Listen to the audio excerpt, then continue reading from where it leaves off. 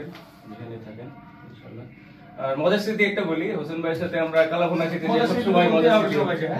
এই কালাভুনা হোসেন ভাই শেষ করার পরে বলতে কালকে আর খাবো না, কিন্তু আমরা আবার পরের দিন যাইতাম খেতে। এটাই হলো মজার স্মৃতি। ধন্যবাদ আপনাকে। আপনি বলেন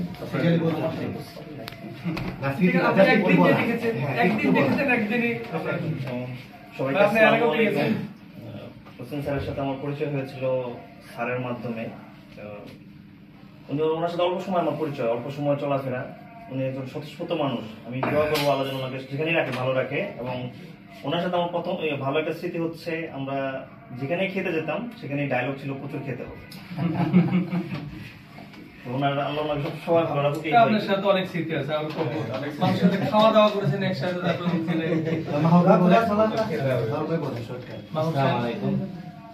না কেউ যদি একটু বলতে চায় বলুক, সমস্যা নেই। হোসেন ভাই সাথে অনেক অনেক পরিচয়, ওনার সাথে আমাদের যেতে বাসা নিয়েছে, একসাথে যেতাম মাঝে মাঝে মোটরসাইকেল করে। আর ওনাকে আমি মাঝে মাঝে ডিস্টার্ব করতাম নামাজের জন্য, হ্যাঁ নামাজ পড়ার জন্য।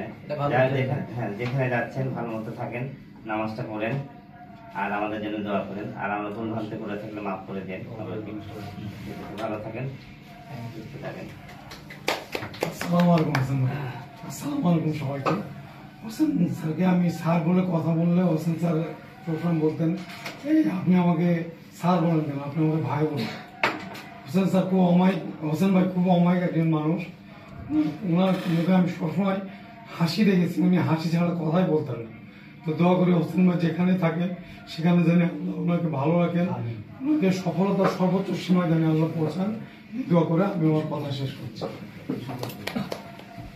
বলেন, আপনার সিরিয়ালি বলতে থাকেন, একটু বলেন আপনি। আসসালামু আলাইকুম স্যার।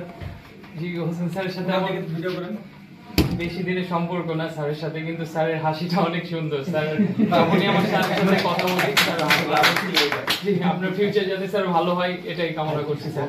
Thank you.